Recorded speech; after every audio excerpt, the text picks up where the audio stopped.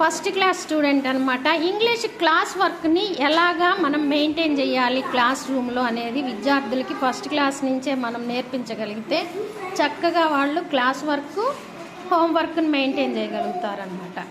ఈ student oats అనమాట.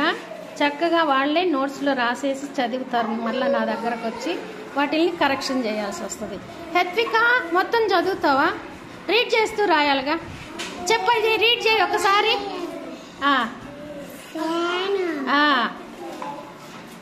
ఏది నువ్వు రాసే? ఎంఏఎన్ మ్యాన్ ఏది చూయించు. అబ్బా వెరీ గుడ్ రా.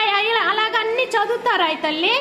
ఇక్కడ మా స్టూడెంట్స్ మళ్ళీ ఇక్కడ క్లాస్ వర్క్ని మెయింటైన్ చేసే స్టూడెంట్స్ వీళ్ళు కూడా చక్కగా ఓట్స్ని రీడ్ చేస్తూ రాయాలి తల్లి. ఏంటిది నువ్వు రాసేది? చదువు.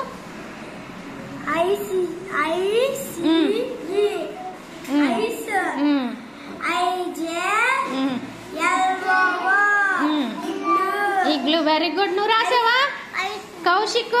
చదువు.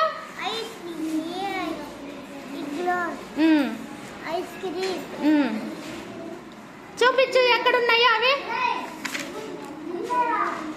అవి రాస్తున్నావా? రైట్. నెక్స్ట్ మా స్టూడెంట్స్ ఇక్కడ కూడా వీళ్ళు కూడా గణేష్ ఏం రాస్తున్నావమ్మా? ఇక్కడ ఎన్ స్మాల్ ఎన్ కదా రాయాల్సింది. అక్కడ ఎలా ఉన్నాయి చూడు ఒక్కసారి. చదువు చదువు. అక్కడ ఏమున్నాయి చదువు.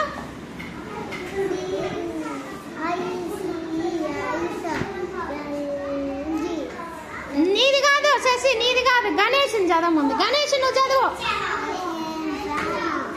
పెద్ద చదవాలి.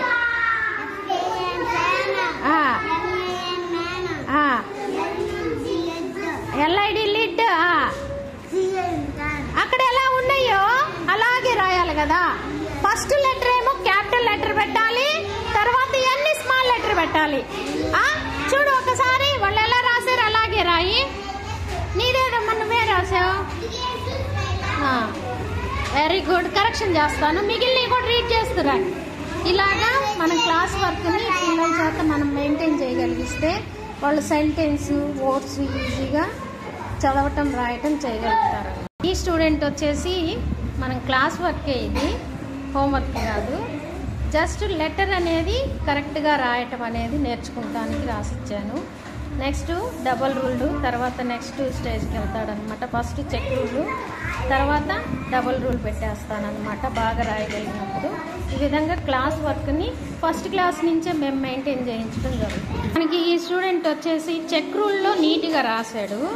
డబల్ రూల్కి అలవాటు చేయాలన్నమాట. ఇక్కడ ఆ డబల్ రూల్లో 2 లైన్లలోనే రాయటం అనేది ఇక్కడే మేము స్కూల్లోనే మేము నేర్పించుకుంటాము. ఇంటి దగ్గర హోంవర్క్ కూడా ఈజీగా రాయటం అనేది జరుగుతుంది అన్నమాట.